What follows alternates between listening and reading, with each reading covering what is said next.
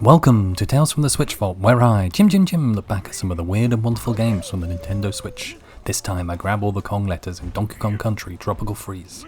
Created by Texas-based Retro Studios, the Nintendo first-party game was originally launched on the Wii U in February 2014, before being ported to Nintendo Switch in May 2018. Following up the easier Kirby Star Allies, this was the first hardcore Nintendo 2D platformer on the system. As a classic 2D platformer, it's all about getting yourself to the end of the level, defeating enemies along the way. However, unlike Mario, there are no power-ups, with DK instead jumping on the enemies or using the roll attack to take them out. He also has the ground pound to daze them or destroy rocks. This makes him play quite a lot differently, particularly as you can pick up and throw enemies as well. To give the player even more options, they can team up with Diddy Kong, who can help you jet across larger gaps, Dixie Kong, whose ponytail throws you up into the air to glide along, and finally Cranky Kong, who has his cane that can bounce on dangerous surfaces. As an addition in two-player mode, the second player controls one of these characters. The minecart and the rocket barrel mix things up between the usual platforming levels. The minecart is an auto-runner, asking the player to time jumps and routes, while the rocket barrel is more akin to Flappy Bird, using the A to throttle the rocket through obstacles coming at you. Finally, there's the boss fights, giving players quite the challenge with those huge creatures such as the seal that dive at you and chuck penguins at you. They're usually the hardest challenges in the game. Visually, this game looks amazing. I love the Arctic winter look taking over the tropical island theme. It really stands out compared to Country Returns, particularly with the Viking-themed enemies such as the awesome penguins. In levels, the shimmering water looks gorgeous, with the vibrant greens of the plants really standing out. The game just pops. Actually really cool how much DK changes the environment, pulling on levers that destroy huge walls and smash through the background. It's quite an effect, and it's really great that players are able to do this.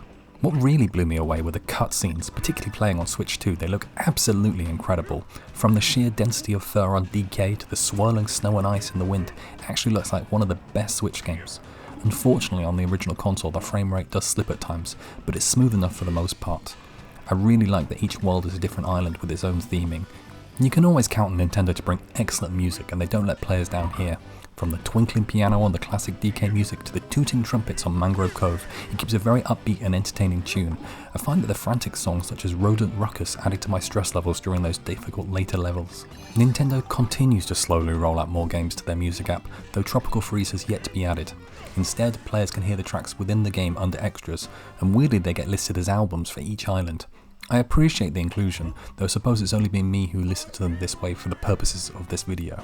For the voice actors, it has the legendary Takahashi Nagasako, who has been voicing characters since 1995. From Ganon in Ocarina of Time, Big the Cat in Sonic Heroes, and he started out as DK back in 2004 on Mario Power Tennis.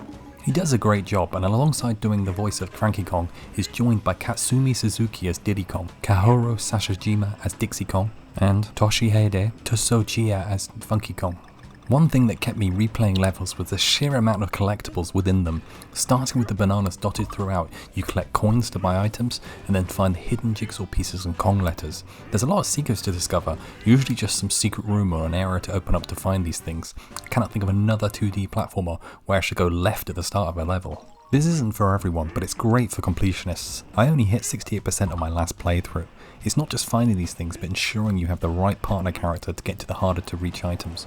The ones I most struggled with were in the vehicle sections, usually placed in the most dangerous spots. If nothing else, you want to collect the balloons as these are your additional lives. Overall, the game is really tough, with challenging platforming and enemies. Fortunately, there is pretty generous checkpoints throughout the rather long levels. Though starting with only 2 hearts is brutal, giving you very little leeway for error. Fortunately, gaining a partner means 4 hearts in total, which makes things much more manageable, particularly with their power up to aid navigation.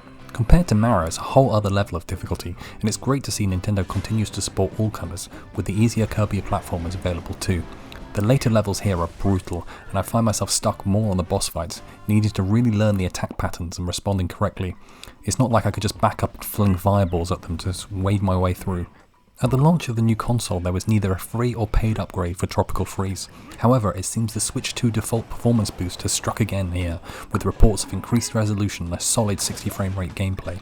It certainly looks a lot better and runs really smoothly, actually looks incredible in handheld mode. It's actually so good I need to go check out Luigi's Mansion 3 as soon as possible. Beyond just beating the levels, you can try to 100% the game with all the hidden jigsaw pieces and Kong letters. The only real additions from the Wii U version were the new control schemes, having had to drop the second screen mode, and the easier mode in Funky Kong as a character who allows players to hop on spikes, hover on his board and start with 5 hearts. It's great to see this game is more accessible for new players. It comes in at about 11 hours in length, depending on how tricky you find it, and about 30 to do everything. Obviously, if you played this back on Wii U, there's probably not enough to bring you back, but it's certainly great for newcomers. Looking at Retro, the main man behind the company was Jeff Spandenberg, who at this point was an industry veteran. Of the several companies he created, the most he was known for was originally Iguana Entertainment, that was bought by Acclaim in 1995 and would create Turok Dinosaur Hunter in 1998.